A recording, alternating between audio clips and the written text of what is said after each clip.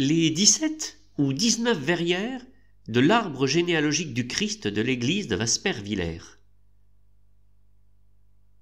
Sous-titré « Une vision architecturale unifiée de montée de l'espace du baptême par l'arbre généalogique du Christ vers la lumière éternelle ».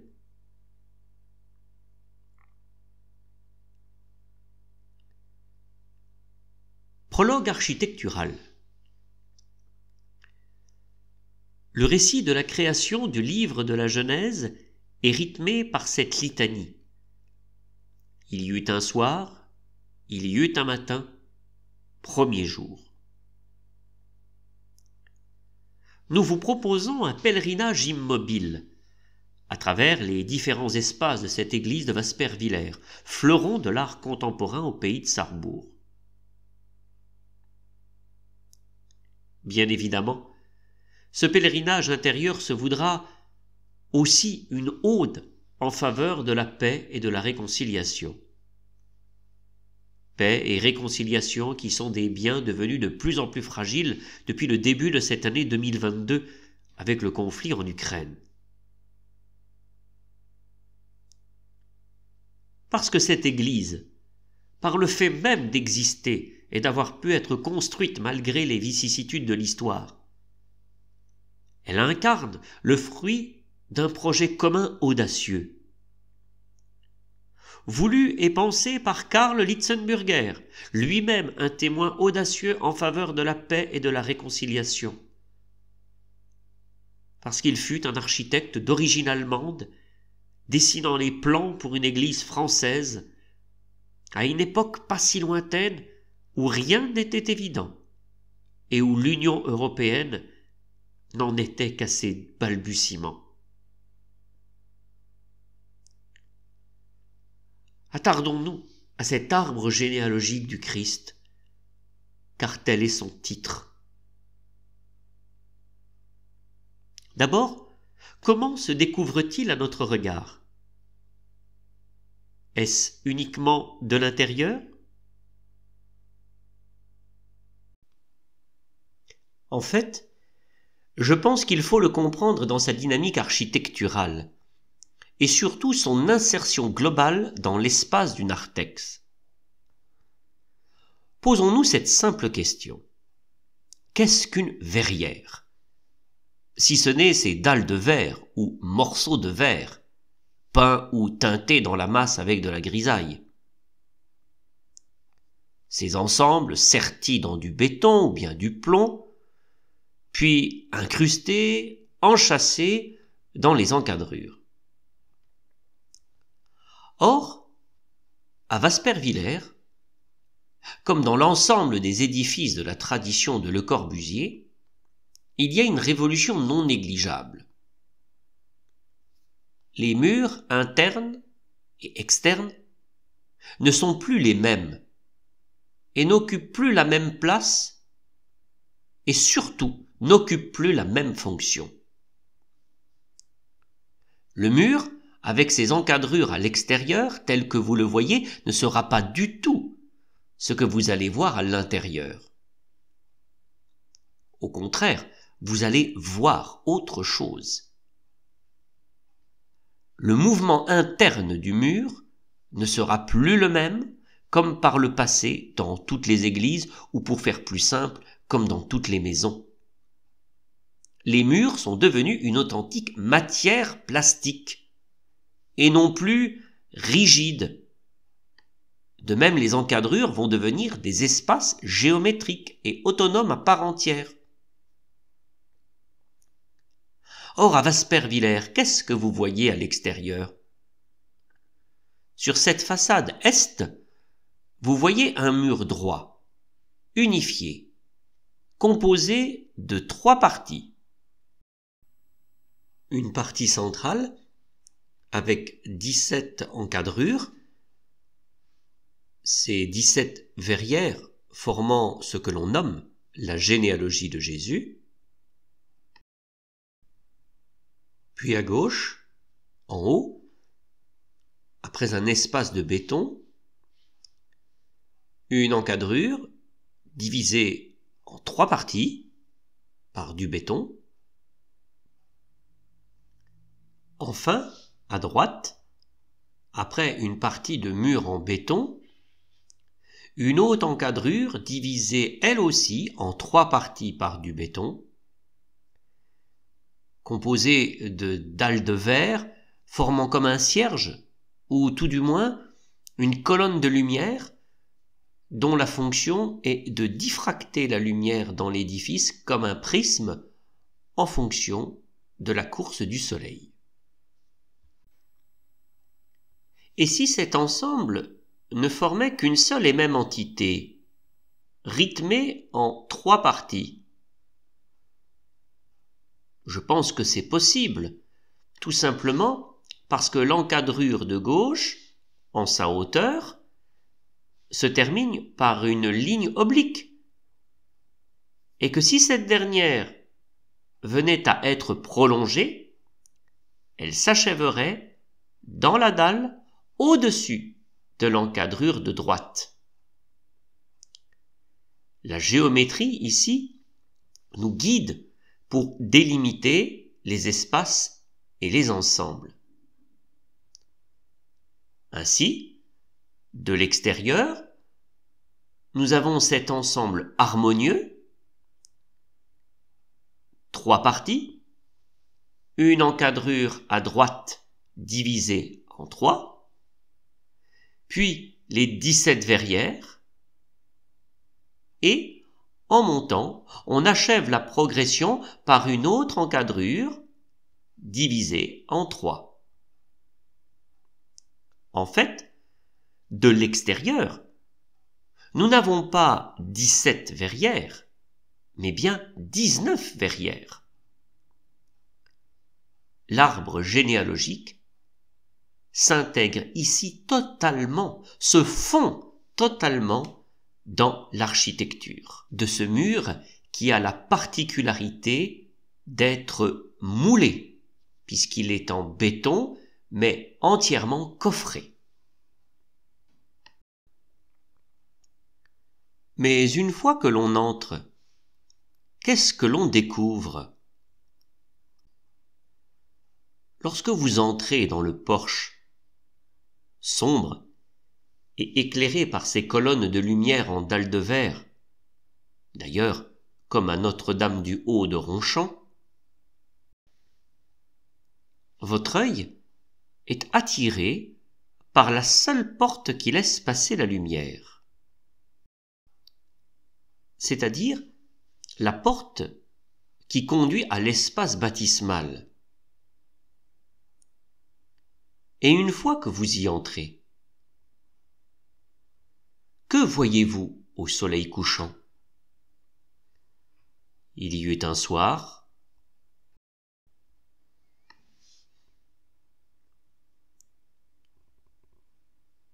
que voyez-vous au soleil du matin? Il y eut un matin.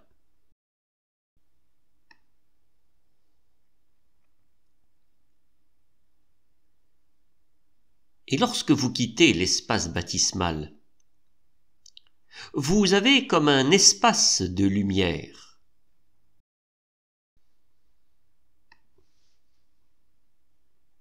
Où une colonne de lumière assure une transition vers l'espace du narthex.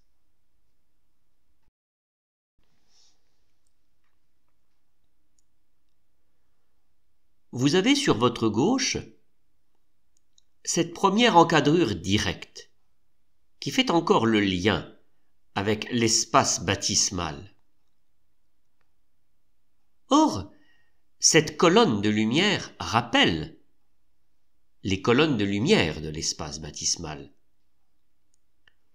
C'est un peu comme si vous étiez redevenu un néophyte, c'est-à-dire un jeune baptisé qui vient d'être illuminé, c'est-à-dire comme portant un cierge à la main.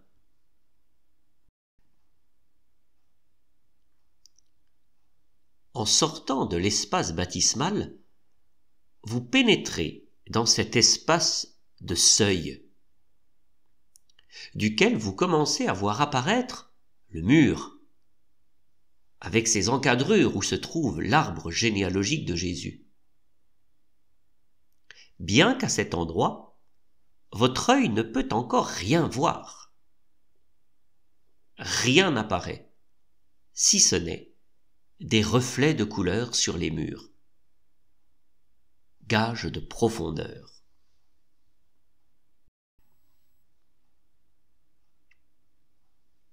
Puis vous franchissez ce seuil et vous entrez dans le narthex, que maintenant vous pouvez voir dans toute sa richesse. Vous découvrez maintenant, pas à pas, les 17 verrières de couleurs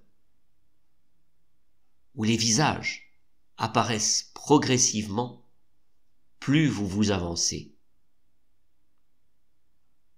Mais plus vous avancez, plus vous êtes obligé de lever les yeux pour voir les dernières verrières.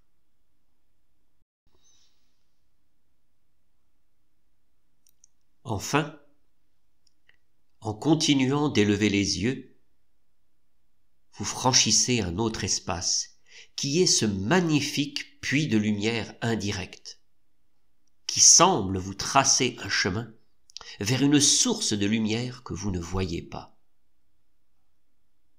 Ou alors, c'est la lumière qui est guidée jusqu'à vous et qui vient comme vous prendre dans son mouvement circulaire. En tout cas, du narthex, on ne peut voir la dernière encadrure.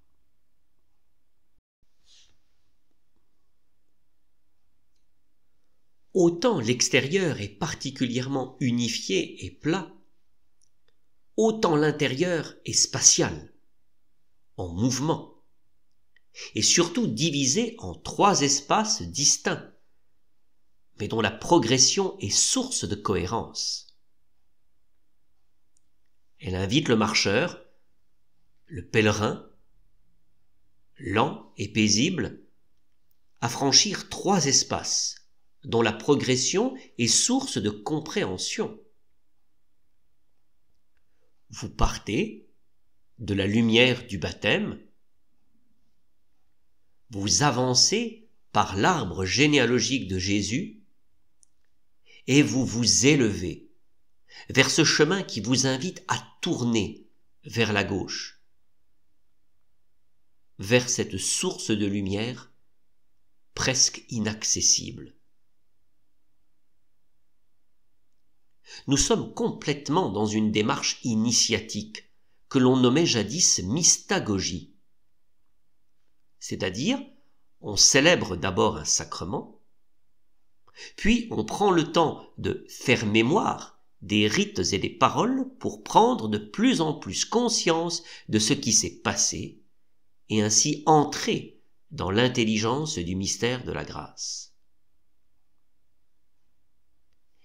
Et si l'on essayait de comprendre cet arbre généalogique de Jésus dans l'ensemble de ce mouvement suggéré par l'architecture elle-même, à la fois à l'extérieur comme à l'intérieur. Et si cette généalogie, comme une sorte de mystagogie, nous aidait à comprendre ce qui s'est passé au sein de la chapelle baptismale et nous aide à comprendre vers quoi ou vers qui nous cheminons. Enfin, en quoi cette généalogie, dans cette compréhension unitive liée à l'architecture, nous plonge dans le trésor de l'écriture et, par la place singulière des idoles, nous propose un processus de paix et de réconciliation.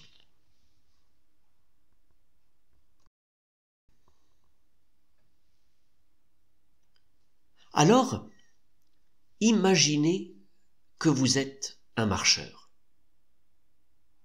peut-être un pèlerin, que vous avez franchi ce seuil avec sa colonne de lumière. entre l'espace baptismal et le narthex.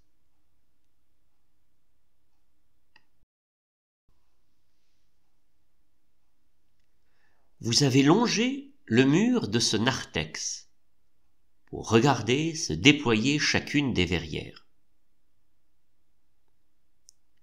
Puis vous prenez un peu de recul pour tenter d'avoir une vision d'ensemble.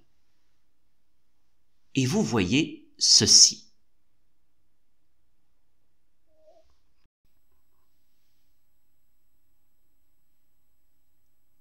Il s'agit d'une photographie prise au moment de l'équinoxe d'automne. Mais comment comprendre une telle œuvre? Comment entrer dans l'intelligence de ce que l'on peut aisément nommer une fresque biblique, à la fois monumentale, mais facilement accessible à l'œil humain? Lors de la construction de l'église de Waspervillers, entre 1967 et 1969, l'architecte Karl Lietzenburger pensa à Gabriele Thieme Kutemeyer, fille d'un de ses compagnons, avec qui il s'opposa au régime nazi. Elle conçut et dessina le projet de ces 17 verrières qui furent ensuite réalisées par les ateliers Arthur Schuller de Saint-Avold. Mais plusieurs questions essentielles se posent d'emblée aux visiteurs.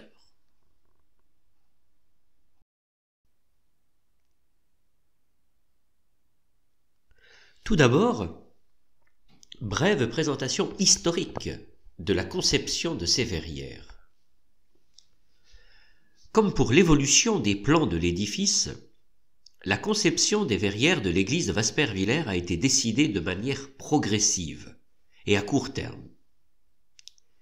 Il y a vraiment une réelle évolution de conception qui mérite qu'on s'y attarde.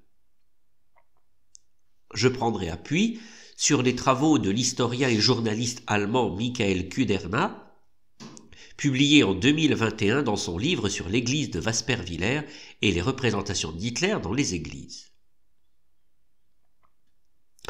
Pour le cas de l'église de Waspervillers, l'architecte Karl Lietzenburger organise tout d'abord son travail de la lumière complètement dans l'héritage de Le Corbusier.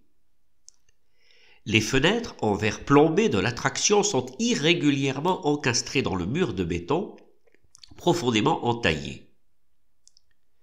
Cette technique a été influencée par Notre-Dame du Haut de Ronchamp, réalisée par Le Corbusier, mais d'autres églises avaient auparavant repris la conception de niches de fenêtres irrégulières, étroites et basses, comme par exemple l'architecte Hans Schilling pour l'église Saint-Alban à Cologne. Il réalisa cela en 1957-1958.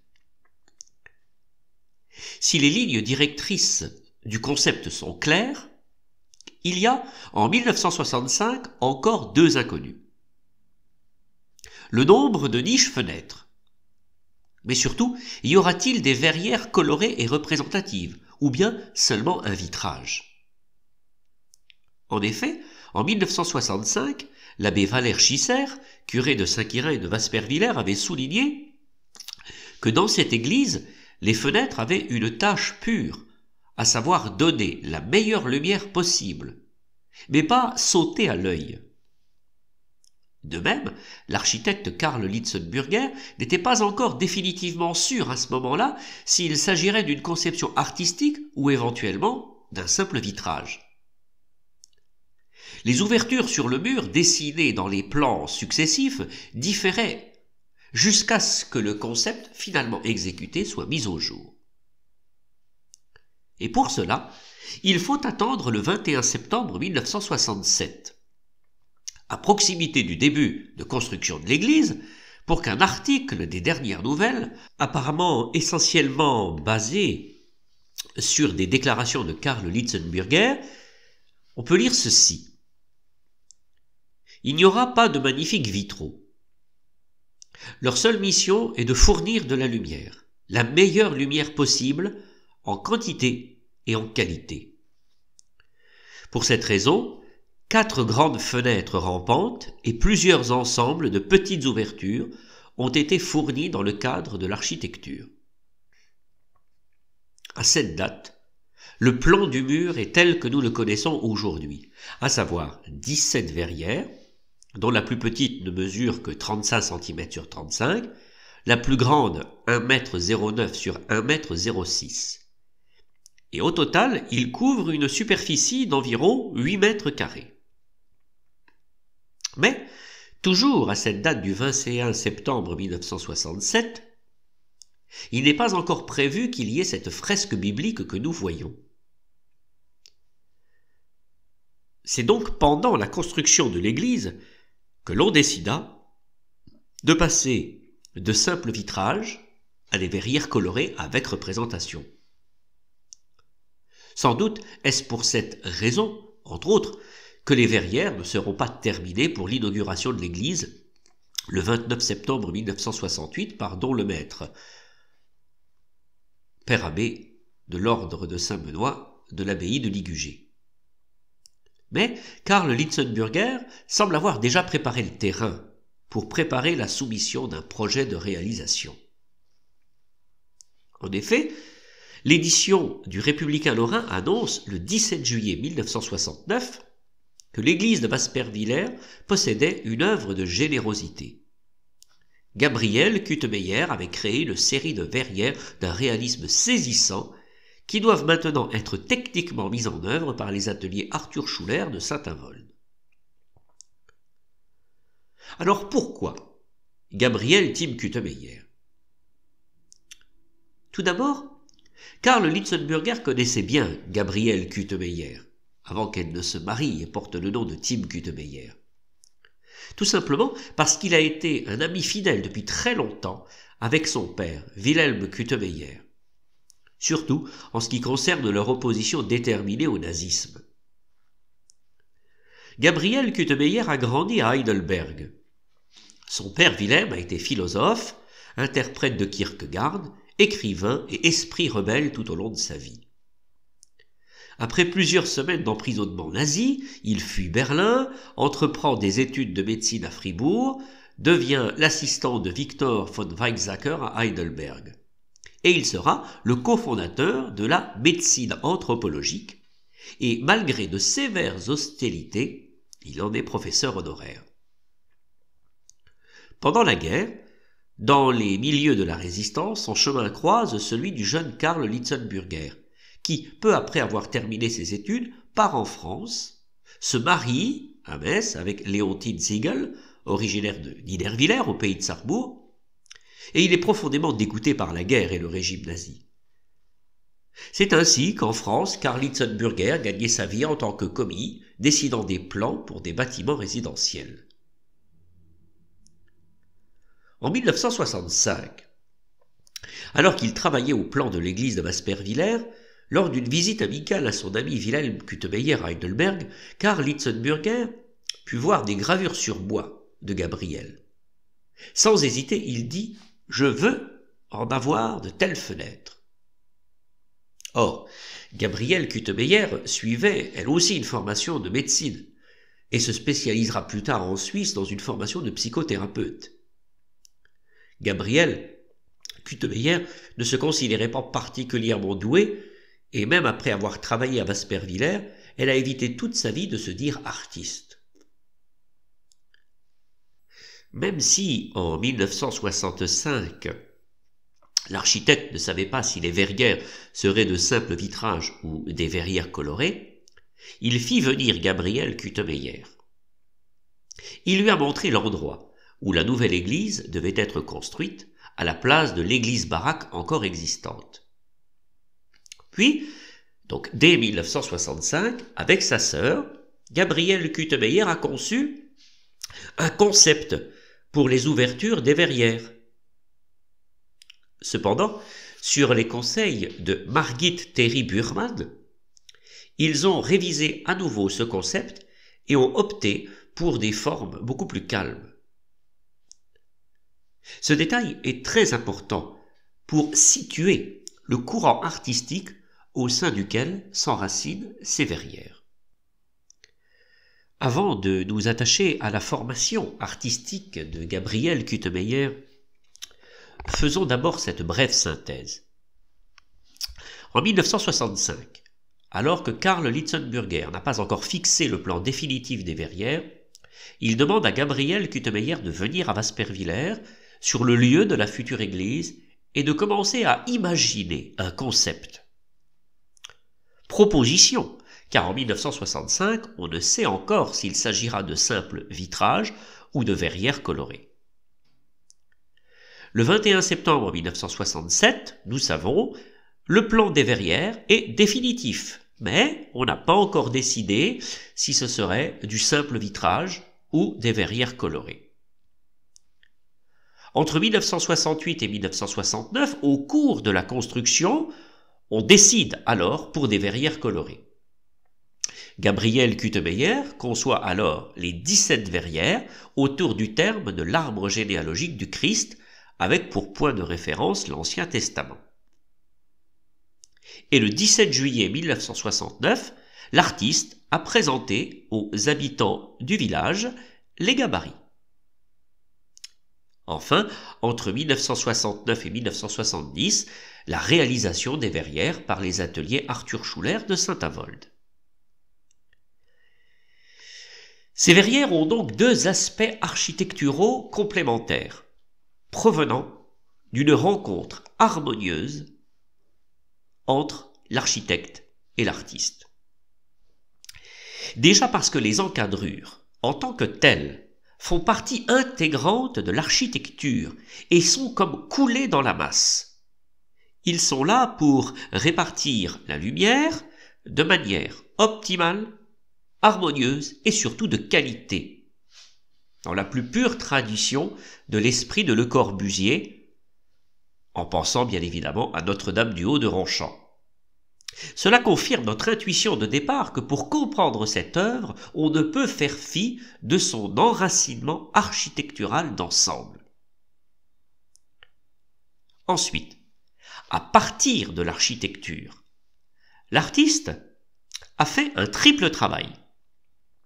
Créer un concept général, inscrivant les verrières dans une esthétique que nous allons déterminer tout à l'heure, réaliser une synthèse biblique autour de ce thème de l'arbre généalogique qu'il conviendra de déterminer et surtout d'analyser d'un point de vue exégétique et théologique.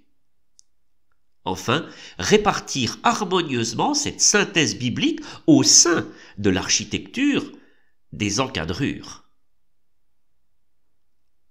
Alors c'est pourquoi attardons-nous maintenant à la formation artistique de Gabriel Kutemeyer. Nous savons qu'elle participait et qu'elle aimait les leçons de peinture d'une ancienne étudiante et surtout d'une collaboratrice du Bauhaus. Il s'agit de l'artiste peintre Margit Terry Burman, née en 1892 et décédée en 1977. C'est elle, d'ailleurs, qui collabora avec Gabriel Kutemeyer pour affiner le concept général des verrières de l'église de Waspervillers. Margit Terry Burman fut l'élève du brillant éclaireur Johannes Itten, qui a profondément influencé l'art et la culture au XXe siècle. D'abord à Vienne, et après son déménagement en 1919 au Bauhaus de Weimar. Le Bauhaus est une prestigieuse école d'architecture et d'art appliqué, fondée en 1919 à Weimar par Walter Gropius, et par extension, Bauhaus est un terme qui désigne un courant artistique concernant notamment l'architecture, le design, la modernité, mais également la photographie, le costume et la danse. On croirait presque un concept d'art total. À partir de 1922, Margit Terry Burman enseigne la méthode Itten, c'est-à-dire d'analyse des images. Et pendant la guerre, elle et son second mari, Hugo Burman, né en 1899 et mort en 1983, sont arrêtés pour contact avec l'Orchestre Rouge, c'est-à-dire le nom donné par la Gestapo à un ensemble de réseaux d'espionnage en contact avec l'Union soviétique qui ont résisté au nazisme durant la Seconde Guerre mondiale. Malheureusement, presque toutes ces œuvres, en particulier cinématographiques datant de la Seconde Guerre mondiale, ont été perdues dans des bombardements. Après la guerre, Margit Terry Burman travailla à faire du design d'intérieur avec les nouveaux matériaux synthétiques, dont le ciment et l'éternite. D'ailleurs, c'est le Bauhaus qui enseignait l'utilisation de ces nouveaux matériaux synthétiques, donc le ciment et l'éternite, depuis 1926. À partir de 1962, Margit Terry Burman travaillait à nouveau comme artiste indépendante et beaucoup ont pu heureusement constater sa vitalité de création et surtout parce qu'elle a su garder quasiment intact l'esprit originel qui animait la grandeur à la fois du Bauhaus en tant qu'école d'architecture et d'art appliqué, mais aussi en tant que courant artistique spécifique. Et malgré les années d'après-guerre, elle rendait présente avec une extraordinaire pureté les intuitions fondamentales de l'héritage issu de la création du Bauhaus dans les années 20. Et nous savons que depuis 1968, elle vivait à Geberg, près de Heidelberg. Mais surtout, d'une manière plus intime, on savait que elle et son mari appartenaient déjà au cercle des amis de Wilhelm Kutemeyer, à l'époque de l'avant-guerre. Ainsi, par son concours précieux pour l'élaboration du concept général des verrières de Wasperviller, et parce qu'elle a su garder intact et transmettre l'esprit originel du mouvement Bauhaus, on peut dire par extension que l'œuvre de Gabriel Kutemeyer s'inscrit dans ce mouvement artistique. Même si au cours des années 1968-1970, ce mouvement artistique peut paraître anachronique parce que déjà âgé de près de 40 ans, mais cela place l'œuvre de Gabriel Kutemeyer, œuvre unique pour l'église de Wasperviller, dans une originalité inégalée. Alors, concernant la mise en œuvre du projet, providence ou heureuse coïncidence? Lorsque Gabrielle Kutemeyer obtint son diplôme d'État en médecine, elle ne voulait pas tout de suite entrer dans la vie active. De son côté, le projet des verrières colorées avait fait son chemin et fut accepté. Ainsi, Gabrielle Kutemeyer accepta l'offre de Karl Litzenburger et prit un congé sabbatique où elle visita d'abord de nombreuses églises en France et lut l'Ancien Testament. Au lieu de l'ennui redouté, elle a trouvé le texte aussi excitant qu'un roman policier. Ainsi, le fil conducteur est thématiquement l'arbre généalogique du Christ, où les femmes transmettent les histoires bibliques.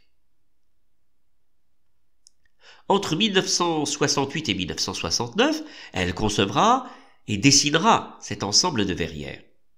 Cependant, comme je le disais précédemment, à cette époque, la communauté ecclésiale connaissait déjà les dessins sous-jacents qui ont également été placés dans les ouvertures des fenêtres à titre d'essai et ont ensuite été discutés avec la population. On pourrait appeler ça aujourd'hui, avec les termes de 2023, une construction artistique participative. Et enfin, nous savons que les gabarits seront réalisés par les ateliers d'Arthur Schuller de Saint-Avold, qui réalisera donc ces verrières entre 1969 et 1970. D'après l'ouvrage de Piorek Sirgun, du cabinet du médecin à l'atelier de l'artiste, c'est un livre qu'il consacra à Gabriel Kutemeyer en 2002, il dit que le choix des événements de cet original arbre généalogique du Christ n'est pas accidentel. Beaucoup d'histoires contredisent notre sens actuel de la moralité, de la justice et de l'ordre. Avec cet arbre généalogique du Christ qui décrit des chemins idiosyncrasiques, parfois absurdes, l'origine du scandale qui s'appelle christianisme. Ainsi interprète Gabriel Kutemeyer de son œuvre, et nous aurons l'occasion, dans l'analyse biblique et dans son lien avec la représentation, de voir comment elle prend à bras-le-corps tout ce qui peut apparaître absurde et scandaleux dans cette œuvre. En effet, les Verrières de Wasperviller furent sa seule et unique œuvre, et elle a toujours considéré cette expérience comme le plus beau cadeau de son existence. Et avec sa formation complémentaire de psychothérapeute, cette expérience unique lui a également été bénéfique dans son travail, par exemple dans des ateliers de peinture qu'elle initia et développa avec des malades mentaux. L'expression artistique au service d'une thérapie. En tout cas, comme la plupart des employés, Gabriel Kutemeyer n'a reçu aucun paiement. L'église a été construite essentiellement sur la base du bénévolat et des dons, en faveur d'artisans locaux. Des artistes professionnels ont utilisé des matériaux locaux, parfois même recyclés. C'est le cas pour le mémorial des martyrs de la Seconde Guerre mondiale. L'église ne devait pas coûter plus cher qu'une maison unifamiliale. Telle était la devise du petit village de Wasperviller. Alors maintenant, nous allons tenter de mettre en problématique notre analyse, pour tenter de rendre compte de ce qu'écrivait si justement le curé de l'époque, l'abbé Valère Chizer, en 1981, qualifiant cet arbre généalogique de pas très conventionnel, avec quelques ancêtres pas très catholiques,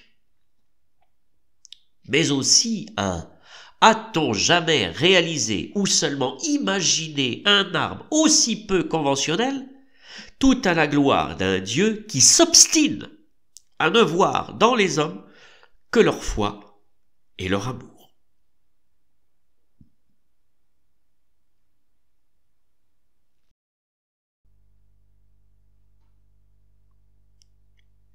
Mise en problématique. Pour mettre en question notre approche de ce chef-d'œuvre de Gabriel Tim Kutemeyer et proposer un commentaire, nous allons au préalable nous poser 4 questions essentielles à partir de son titre. Arbre généalogique du Christ.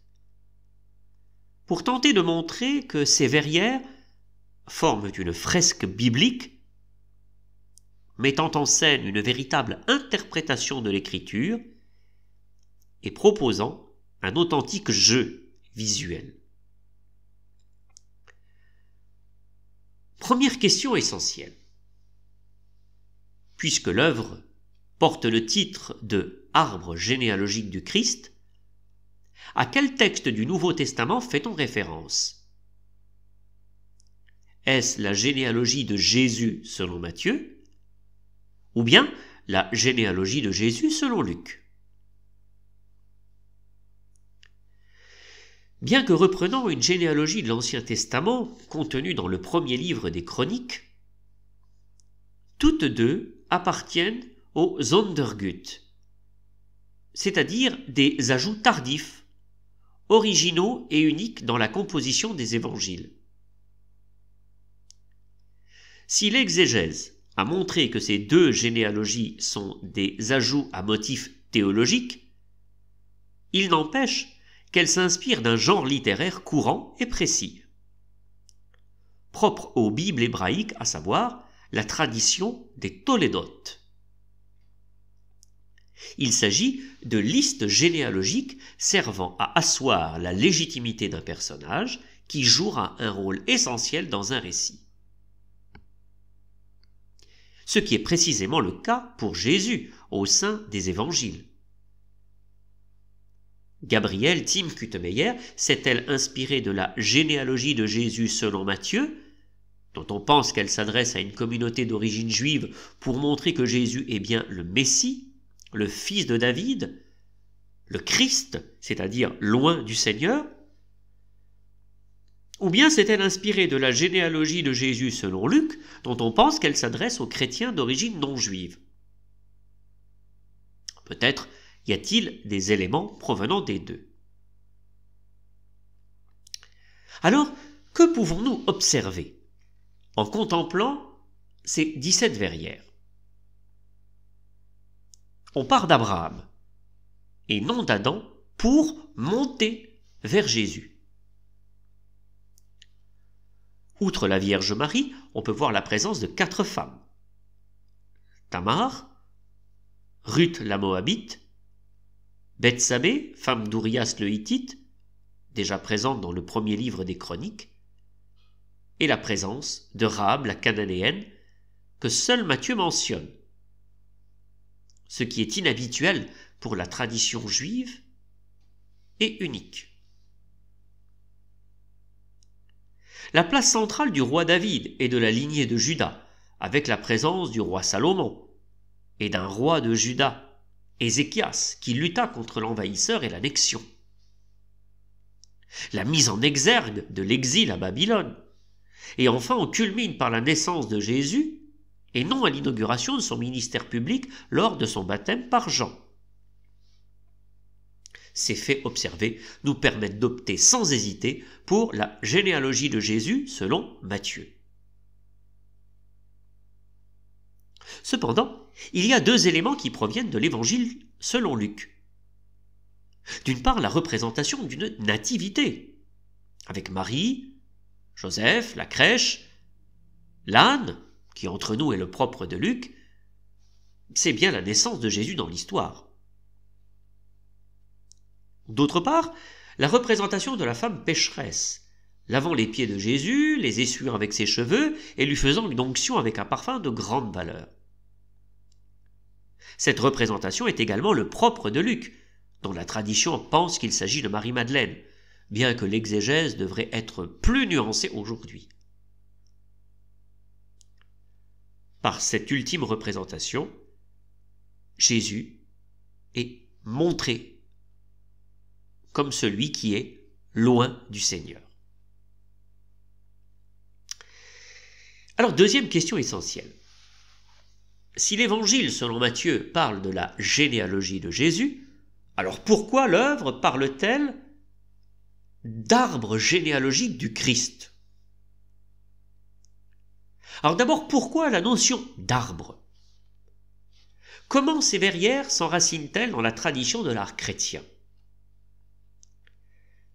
Alors il faut savoir qu'à l'époque médiévale, ces œuvres typiques dans les vitraux, la sculpture et l'enluminure entre le XIe et le XIVe siècle portent le titre d'arbre de Jessé, dont le but est de montrer la filiation royale et prophétique de Jésus, partant de Jessé pour correspondre au verset du livre d'Isaïe au chapitre 11, « Un rameau sortira de la souche de Jessé, père de David, un rejeton jaillira de ses racines. »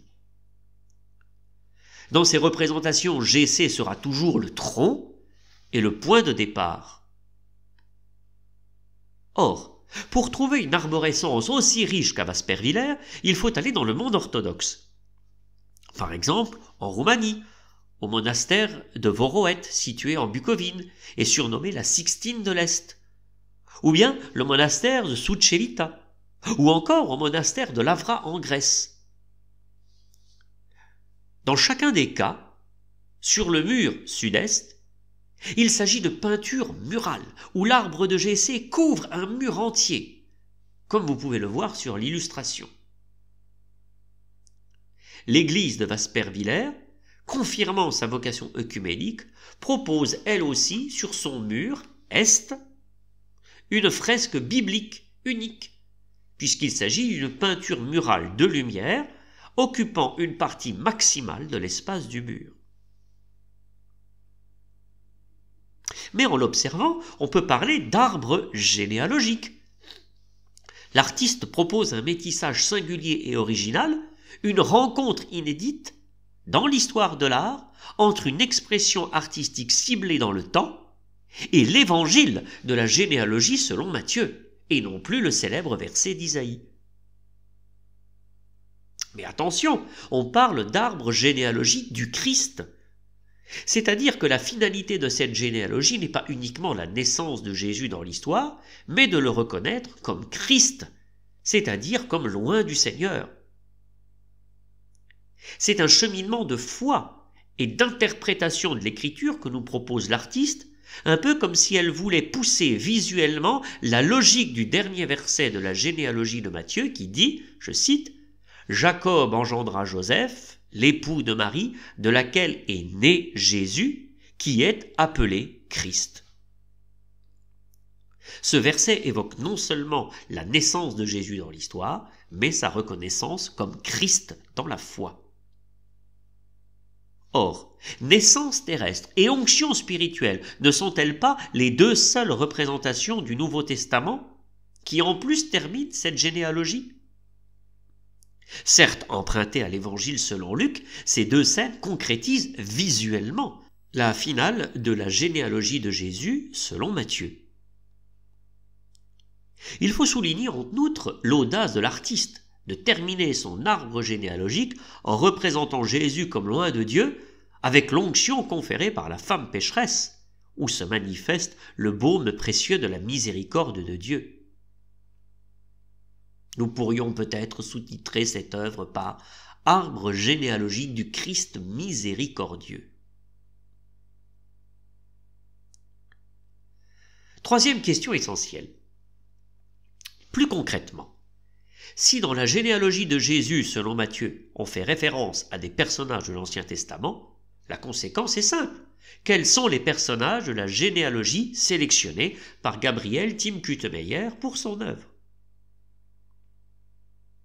En l'observant, on peut d'emblée mentionner l'originalité de cette œuvre qui la rend unique en son genre, parce qu'il n'y a pas seulement les personnages, comme dans les représentations traditionnelles des arbres généalogiques nommés arbres de Jessé dans l'art chrétien, en référence à la prophétie d'Isaïe, mais chaque personnage est contextualisé, mis en scène, en fonction d'un récit biblique précis qui va le caractériser.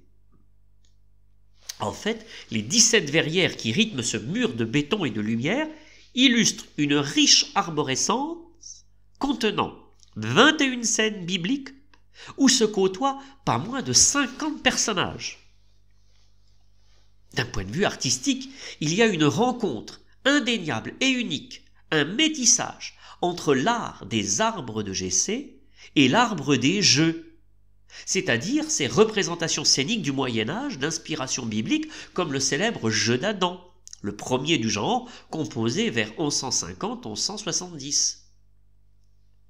Gabriel Timkutemeyer nous propose non seulement un arbre généalogique, mais un véritable jeu scénique inscrit dans la lumière et le béton, dont il conviendra de mettre en jour l'intrigue. Cet arbre généalogique du Christ de l'église de Waspervillers est un impressionnant témoignage d'œcuménisme et de réconciliation, conçu par une artiste allemande et protestante de surcroît, pour une église catholique française. C'est un exemple artistique éloquent se situant dans le mouvement de réforme impulsé par le Concile Vatican II. Déjà par la constitution dogmatique sur la liturgie datant du 4 décembre 1963 qui demande que l'on ouvre largement le trésor de l'écriture. Ensuite, par le mouvement œcuménique défini par les pères conciliaires à travers le décret sur l'œcuménisme du 21 novembre 1964.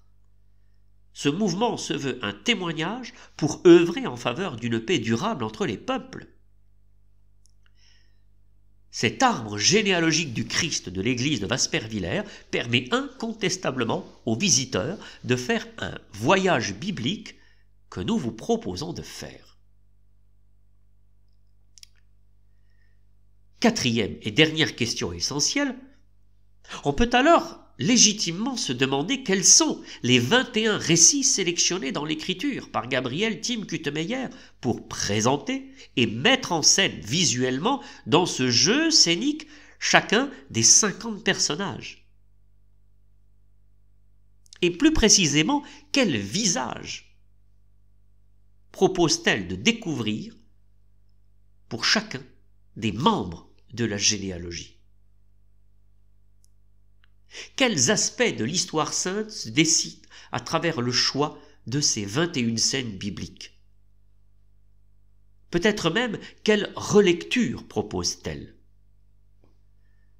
Ne serait-ce pas à travers le prisme de la miséricorde que l'on a opéré cette sélection, justifiant l'ajout lucanien final du geste de la femme pécheresse qui préfigure l'onction? N'y aurait-il pas en plus le prisme de l'annexion et de l'exil, compte tenu du contexte historique de sa création? Cet extraordinaire réalisme biblique est à la fois une somme d'exégèse proposant une certaine vision de l'histoire du salut, une véritable catéchèse permettant d'entrer dans l'intelligence des signes du baptême, mais aussi une certaine relecture de l'histoire locale, en particulier de la tragédie liée à l'expulsion et au culte de la personnalité envers Adolf Hitler, que l'on suivait aveuglément comme une idole. La difficulté principale de cet arbre généalogique est le sens de lecture. Car bien que la généalogie de Jésus selon Matthieu semble coordonner l'ensemble, les scènes bibliques ne sont pas toutes suivant un ordre continu. Il y a des ruptures de continuité, des va-et-vient. Bref, une discontinuité qui peut interroger et peut dérouter le visiteur qui risque d'y s'y perdre. Mais n'est-ce pas l'application concrète du principe de l'asymétrie, si cher aux architectes s'inscrivant dans la continuité de Le Corbusier, qui irait jusqu'à bousculer l'ordre et le sens de lecture?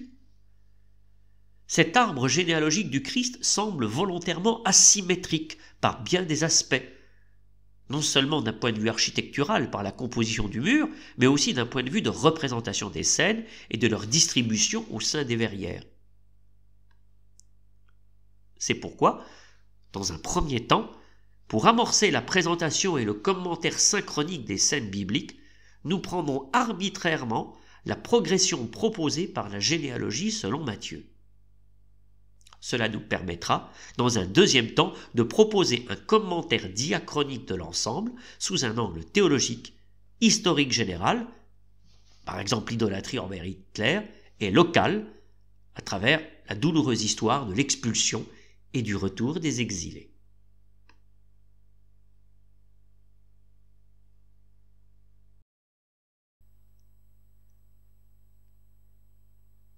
Présentation et commentaire synchronique.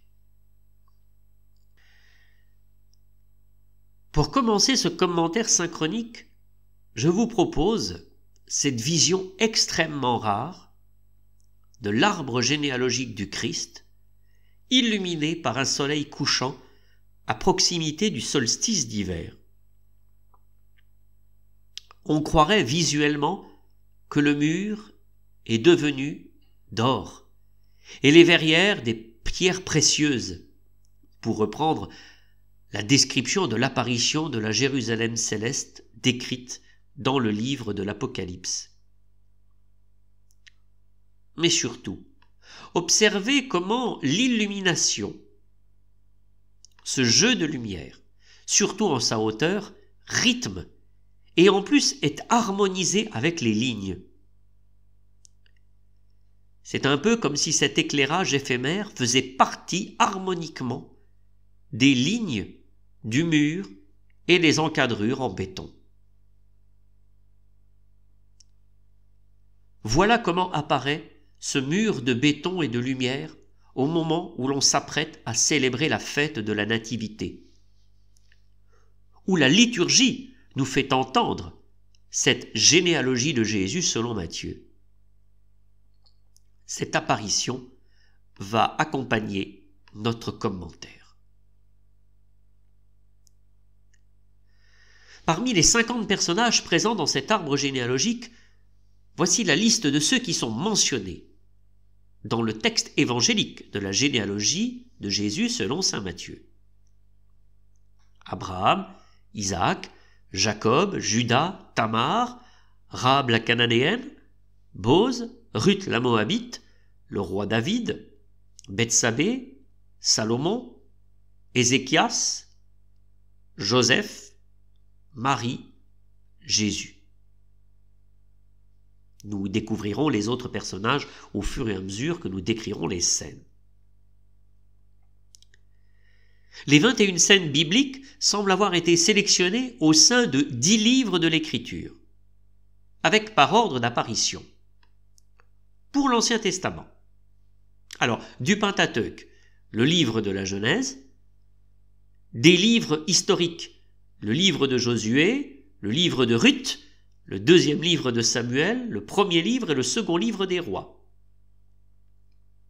Des livres prophétiques, uniquement le livre d'Isaïe, et enfin le livre des psaumes. Pour le Nouveau Testament, nous avons le livre de l'Apocalypse et l'Évangile selon Luc.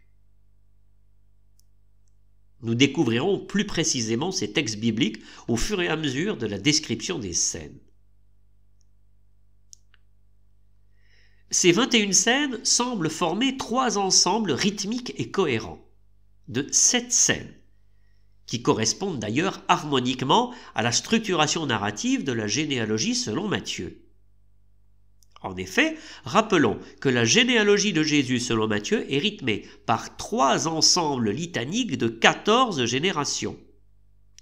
14 générations conduisant des patriarches depuis Abraham jusqu'au roi David, apogée de la royauté, 14 générations du roi David à l'exil à Babylone, donc chute du royaume, mais promesse qu'un Messie naîtra du petit reste de Juda, et enfin 14 générations du retour de l'exil à la naissance de Jésus. Bien que n'étant pas né du sang, par la reconnaissance de Joseph, Jésus est pleinement intégré à la descendance de David. Or, dans cet arbre généalogique du Christ à Waspervillers, qu'avons-nous? 7 scènes pour le temps des patriarches fondateurs, avec en exclusivité Abraham, Isaac, Jacob, selon le livre de la Genèse. Il y a 3 scènes avec Abraham, 2 scènes avec Isaac, et surtout 4 scènes avec Jacob. Nous essayerons de répondre à cette question, pourquoi Jacob semble tant attirer l'attention. Ensuite, il y a 7 scènes concernant l'histoire de la royauté, depuis la promesse faite à Juda jusqu'à l'apogée de la royauté de David et de Salomon, mais où s'amorce le déclin et la division du royaume selon la progression des livres historiques.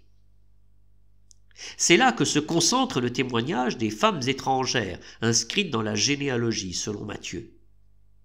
En outre, le roi David est bien le centre, pour 3 raisons. Déjà parce qu'il est le seul à avoir 2 scènes, ensuite parce qu'il est représenté dans une verrière qui semble être le centre de l'organisation spatiale et circulaire de cet arbre généalogique.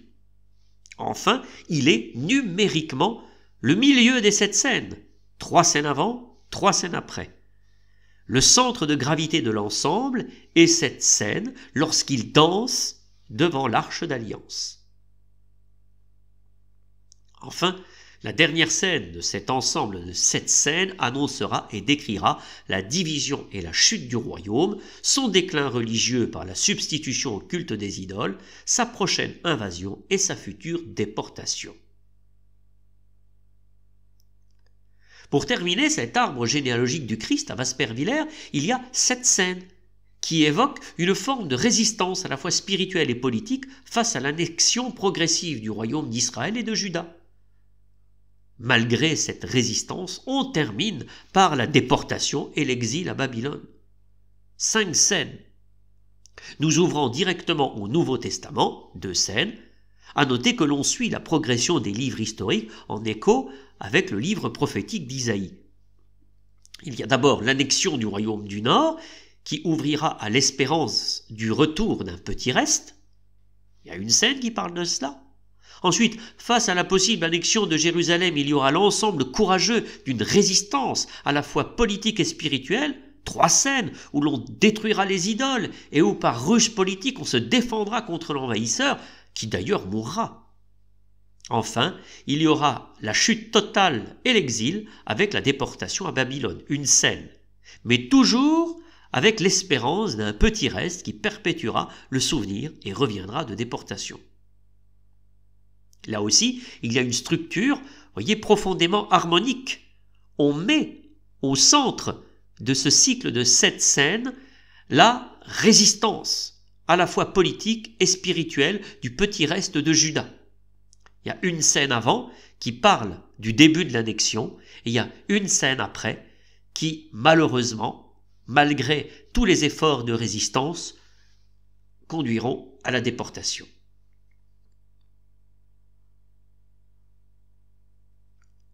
Donc la chute totale et l'exil avec la déportation à Babylone nous conduit au Nouveau Testament. Il y a 2 scènes pour le Nouveau Testament avec la nativité de Jésus, mais plus originale encore, la présence du lavement des pieds et de l'onction par la femme pécheresse, dont nous aurons à comprendre la signification. Le génie de Gabriel Tim Kutemeyer aura été, au sein des verrières, de placer soit des personnages ou bien des objets précis montrant que l'on a compilé plusieurs extraits de chapitres en une seule verrière. Ces verrières, en fait, rendent visible vraiment une interprétation de l'écriture. Et c'est très important. Ce n'est pas simplement la description d'une scène biblique, mais nous sommes vraiment en face d'une interprétation de l'écriture, à travers une mise en scène sous forme de jeu, comme le jeu d'Adam, composé au XIIe siècle, qui met en scène le péché originel, le meurtre de Caïn et Abel, puis une longue procession des prophètes annonçant la venue du Sauveur. Ce texte se base sur plusieurs traditions exégétiques où le péché d'Adam et d'Ève et le crime commis par Caïn peuvent être rachetés par l'incarnation et la rédemption. Ainsi, cette fresque biblique de Gabriel Tim Kutemeyer ne propose-t-elle pas un authentique jeu scénique où l'on retrouverait des harmoniques de ce célèbre jeu d'Adam? Cette généalogie du Christ de Gabriel Tim Kutemeyer ne mettrait pas en scène le péché des origines, le meurtre de Caïn et Abel, et que cela conduirait à un rachat dans l'incarnation et la rédemption de Jésus? En tout cas, grâce à cette technique, le panorama biblique est encore plus riche. Alors maintenant, il est temps, plongeons-nous au sein de ces verrières.